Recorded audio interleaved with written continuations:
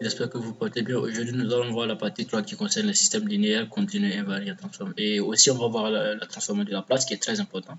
C'est une partie très importante pour pouvoir aborder les fonctions de transfert, d'accord? Donc, je vais faire un rappel, faire quelques exercices pour plus de compréhension. Donc, ce qu'il faut savoir, c'est qu'on a le système, on a le système linéaire, d'accord?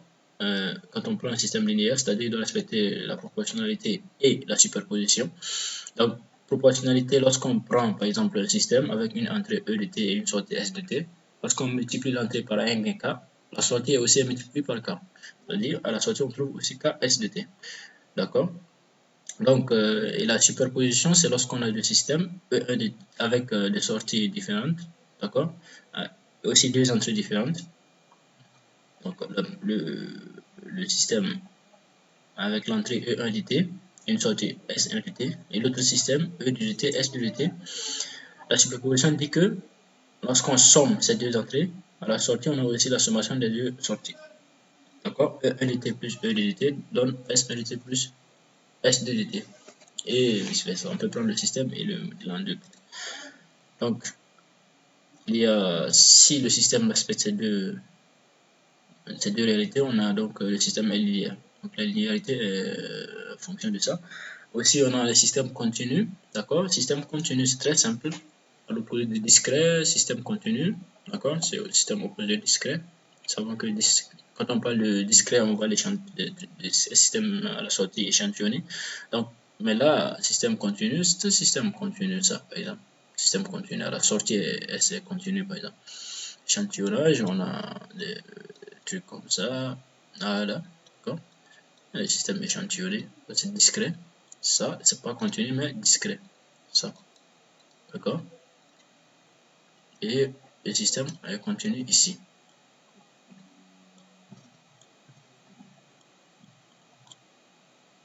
Voilà. Il y a aussi système invariant. D'accord? Qu'est-ce que le système invariant? Lorsqu'on prend, par exemple, un système avec, dans la relation, par exemple, un système avec un système donné, je prends ici un système S1, d'accord, qui est donné avec une relation entrée-sortie, je mets ici S de t comme sortie, hein, S de t, qui est égal à, par exemple, qui est égal au temps, hein, au temps, je mets t au carré fois l'entrée, E de t, et un système S2 qui est égal à S de t, système S2 dont la sortie avec l'entrée reliée par exemple, une constante, je mets ici constante qui est 1 ou A, avec A ne dépend pas du temps, A ne dépend pas du temps, d'accord? Ce système-là, par exemple, on dit que le système est invariant lorsque ses caractéristiques ne varient pas au cours du temps. C'est-à-dire, ici, on a S de t qui est égal à A fois E de t, mais là, le A, il est constant. On ne dépend pas du temps. Et ici, on a S de t qui est t au carré fois E de t. Donc, ce système-là, il dépend du temps. C'est-à-dire, ce système-là varie en fonction. Varie. Mais là, il est invariant. Là, il est invariant. D'accord? Donc, si le système varie, si ça varie. Donc, en général, le système est invariant lorsque ses caractéristiques ne dépendent pas, les caractéristiques du système ne dépendent pas du temps, d'accord? Donc, ici, le S2, il est invariant, mais le S1 est variant, d'accord? Donc, en général, c'est la définition du système invariant, d'accord? Donc, mais lorsqu'on prend, par exemple, la modulation des systèmes, donc, comme je viens de l'écrire juste avant, l'entrée et la sortie d'un système est reliée par ce qu'on appelle cette équation différentielle, d'accord? Donc, cette équation différentielle relie l'entrée et la sortie d'un système, d'accord? Donc, ça dit que, par exemple, lorsqu'on prend un système donné, d'accord,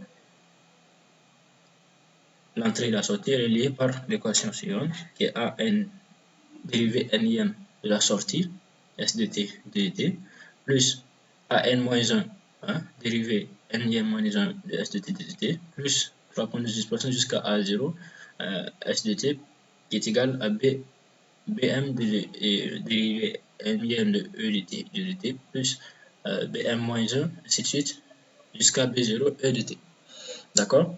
Donc, dans le cas réel, généralement, le m, il est inférieur ou égal à n. D'accord? M est inférieur ou égal à m. Et le cas où le système, si le système il est invariant, d'accord, comme je viens de le dire, le cas invariant, d'accord, le bm, c'est-à-dire les coefficients bm, bn ne dépendent pas du temps. D'accord? Ne dépendent pas du temps. D'accord? Le cas invariant. Donc, mais l'écriture, cette écriture différentielle n'est pas toujours adaptée, d'accord? Dans le cas, par exemple, pour calculer les fonctions de transfert, on préfère amener ça dans le domaine de la place, ce qu'on appelle le domaine de la place, que nous allons voir par la suite, d'accord? Donc, on utilise le domaine de la place, d'accord? C'est ce domaine-là qui caractérise en fait le comportement du système. Donc, on prend quelques rappels sur le domaine de la place, ce qu'on appelle la transformée de la place. D'accord? Donc, lorsqu'on prend le domaine temporel, d'accord, on va faire, c'est-à-dire dans le domaine temporel, il y a la variable qui est t, mais dans le domaine de la place, la variable c'est p ou s. Généralement, p en français, s en anglais. En anglais, on utilise la variable s, d'accord? Mais c'est pas grave, c'est juste des variables. Donc, mais le domaine de la place, on utilise le p comme variable, d'accord? Et s, cas de l'anglais, et le domaine temporel, c'est t. Donc, c'est le passage en fait du domaine temporel vers le domaine de la place qu'on appelle transformé de la place. D'accord? Donc, comme définition, pour qu'on puisse faire la transformée de la place, il faut que la fonction soit causale. Donc, une fonction causale, qu'est-ce que c'est? C'est une fonction qui est définie, c'est-à-dire la fonction est nulle lorsque, dans son domaine temporel, lorsque t est inférieur à 0, la fonction est nulle. D'accord? T inférieur à 0, la fonction est nulle. Et t supérieur à 0, la fonction n'est pas nulle. C'est-à-dire, donc ça, on parle de fonction causale. D'accord? Fonction f est nulle pour la variable t inférieure à 0. Donc, et la transformée de la place, pour faire la transformée de la place, il faut que la fonction soit causale. Et on utilise la formule, par exemple, si on a une fonction f, sa transformée de la place égale à l'intégrale de 0 à plus infini de la fonction f fois l'exponentielle moins p de t dt. Voici la formule qu'il ne faut pas oublier, une formule d'accord, une formule importante qu'on utilise pour pouvoir passer du domaine temporel vers le domaine de la place, d'accord. C'est par cette formule là qu'on quitte le domaine temporel, d'accord, dt vers le domaine de la place avec cette formule. Donc la fonction f dans le domaine temporel, qui est en fonction du temps, d'accord, on va l'intégrer de 0 à plus infini, d'accord, fois exponentielle moins p de t dt pour trouver le domaine de la place. Très bien. Donc, exemple, si on prend l'échelon, d'accord, l'échelon, en fait, c'est la fonction qui est définie par cette fonction-là, qui est définie par quoi? Qui est définie par fidélité égale à 1 si t est supérieur à 0 et 0 si t est inférieur à 0. Donc, cette fonction déjà est causale, d'accord? Causale parce que lorsque t est inférieur à 0, elle est nulle, d'accord? Donc, la fonction est causale, comme déjà défini. Donc, pour quitter du domaine, cette fonction est dans le domaine temporel. Pour quitter du domaine temporel au domaine de la place, c'est-à-dire on fait cette transformée de la place qui est égale à quoi? D'accord? Cette transformée de la place égale à l'intégrale. D'accord? On fait l'intégrale de quoi? On fait l'intégrale de 0 à plus l'infini de cette fonction qui est 1 fois exponentielle 1 moins p de t moins pt dt. C'est égal à quoi? C'est très facile ça. D'accord? Donc nous savons que primitive d'exponentielle moins p de t, ça n'est rien d'autre que moins 1 sur p, moins 1 sur p exponentielle moins pt entre 0 et plus l'infini. D'accord? Et là, c'est très simple. Moins, d'accord? Exponentielle de moins l'infini parce que ça fait moins p. moins p fois t qui tend vers plus infini. Dans ce cas, on a exponentielle de moins l'infini, ça fait 0, multiplié par 1 sur p, ça fait 0. Donc ici, il y a un signe moins, moins et moins, ça fait plus 1 sur p, exponentielle de 0, c'est rien d'autre que 1. D'accord? Exponentielle de 0, ça fait 1. Donc, la transformée de la place de cette fonction-là n'est rien d'autre que quoi? Donc, je mets ρ de p n'est rien d'autre que 1 sur p. Donc, c'est comme ça on fait le transformée de la place par intégration de la fonction fois exponentielle moins pt dt. Et l'intégrale est très facile, on l'a vu depuis longtemps, on fait l'intégration et on trouve la fonction dans le domaine de la place. Ça, c'est la transformée de la place de l'échelon. D'accord? Cette fonction est appelée échelon en automatique. D'accord?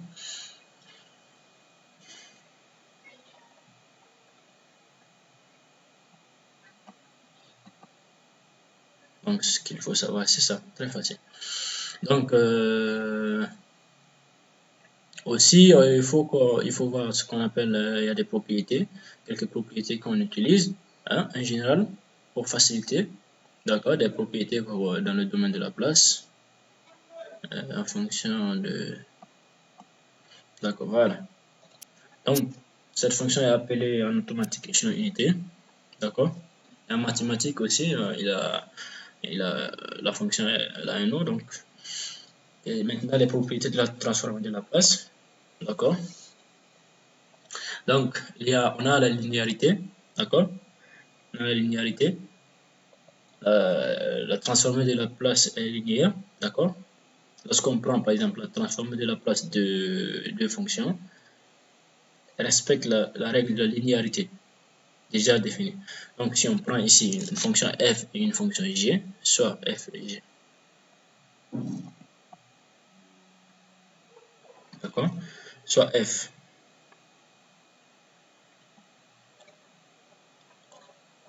et g qui sont deux fonctions, d'accord, la transformée de la place d'une constante a, d'accord, de a qui est une constante fois f, plus b aussi qui est une constante fois g, f et g sont des fonctions bien sûr du temps, sont fonctions du temps, d'accord. Si on prend ça, la transformée de la place de ces deux fonctions n'est rien d'autre que a, d'accord, la constante a fois la transformée de f, fois la transformée de f plus b fois la transformée de g. Très simple. Donc la transformée en fait respecte cette condition là de proportionnalité et de superposition. Donc, par conséquent, respecte la règle de la linéarité. D'accord? Donc, c'est ça. Donc, aussi, il y a dérivation. Par exemple, dans le cas de dérivation, la transformée d'une dérivée, qu'est-ce que ça donne? La transformée, par exemple, de la dérivée d'une fonction n'est rien d'autre que P, qui est la variable de la place, d'accord, fois la transformée de la fonction. Très simple.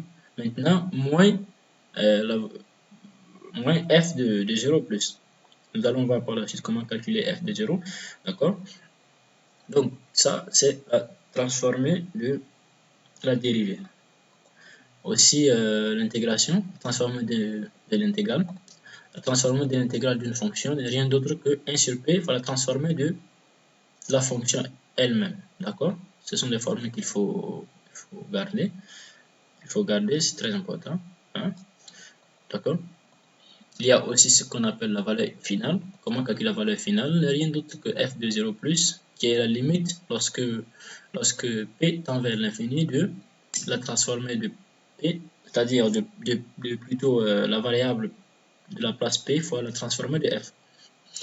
D'accord? F de 0 plus, comme je l'avais dit, comment calculer? C'est la valeur finale. On appelle ça le théorème de la valeur finale. D'accord? Le théorème de la valeur finale, c'est la limite lorsque p tend vers l'infini de p fois la transformée de la place de f fois p. F de p. Transformée de la place de f de p. D'accord? La valeur initiale, c'est ça. F infini lorsque p tend vers 0 de limite de p de limite de la variable de la place. D'accord? P fois la transformée de la place de f. Donc, f de 0, la limite p tend vers plus l'infini de p fois transformée de f Et la valeur finale, la valeur initiale plutôt, c'est limite de P faut transformer de F. Mais P tend vers 0 dans le cas initial et dans le cas final, c'est P tend vers l'infini. C'est très simple. Le retard temporel, lorsqu'une fonction est retardée, d'accord, une fonction g par exemple définie par f, t moins une période t, qui est là. Donc si t est inférieur à t, on annule, et supérieur à t, il existe, alors cette fonction est déjà causale. Donc, alors on a la transformée de g égale à quoi? L'exponentielle de moins p fois le retard fois la transformée de la fonction f. D'accord, il y a aussi la translation, transformée par exemple de exponentielle, d'accord, moins a de t fois f n'est rien d'autre que la transformée de f, mais la variable de la place est p plus 1, p plus a plutôt. Désolé. La variable de la place est p plus 1. Le produit de convolution, des formules qu'il faut garder, d'accord, c'est très important. Par la suite, nous ferons des exercices. D'accord, donc il y a quelques tables élémentaires qu'il faut retenir. On peut le trouver facilement, d'accord. Le cas de l'échelon, nous l'avons déjà démontré tout de suite. Nous l'avons déjà démontré, d'accord. Nous avons trouvé 1 sur P, exactement. Dans le cas où, dans le cas de la rampe, hein, on trouve 1 sur P carré. Ainsi de suite. L'impulsion de Dirac, c'est dans la transformée de la place de l'impulsion de Dirac, d'accord, c'est 1. D'accord, ça c'est connu. Donc, on a pour la rampe 1 sur P au carré. Donc, pour toute fonction en fait sous la forme f de t égale à t, par exemple, fonction f égale f de t égale par exemple à t, d'accord, d'accord, t à la puissance n, t à la puissance n pour tout n par exemple, d'accord, pour tout n, on a la transformée de la place de ce type de fonction égale à quoi, d'accord, ce type de fonction f de t, ce type de fonction n'est rien d'autre que, d'accord, n factoriel sur p à la puissance n plus 1. D'accord. Dans notre cas, si on prend le cas de l'échelon, on sait que l'échelon,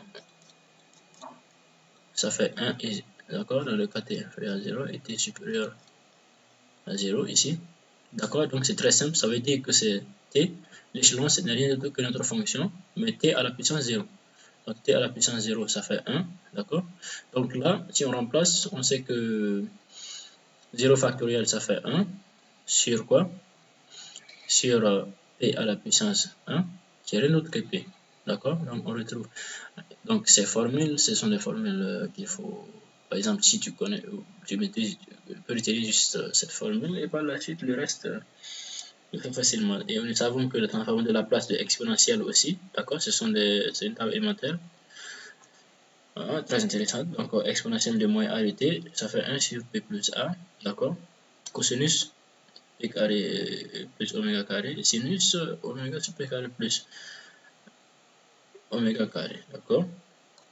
Donc c'est ça. Donc dans le cas de exponentielle a t fois sinus oméga t, d'accord, il n'y a rien d'autre que cette partie là, d'accord. C'est juste une translation. Par exemple ici c'est une translation de sinus, il va y avoir une translation de cosinus, d'accord. Pour ça on a juste oméga sur la variable p plus a, c'est juste ça, translation ici, d'accord. Donc ça c'est une table qu'il faut retenir, quelque sorte, très important, d'accord. Soit retenir, soit juste par les calculs. Voilà, c'est très facile. Nous allons faire par la suite des exercices de démonstration de chaque partie. Donc nous allons par la suite faire des exercices d'accord, en 3.1, nous allons faire des exercices sur la transformée de la place, quelques exercices pour la maîtrise, d'accord. Donc merci, et à la suite dans quelques minutes. Merci.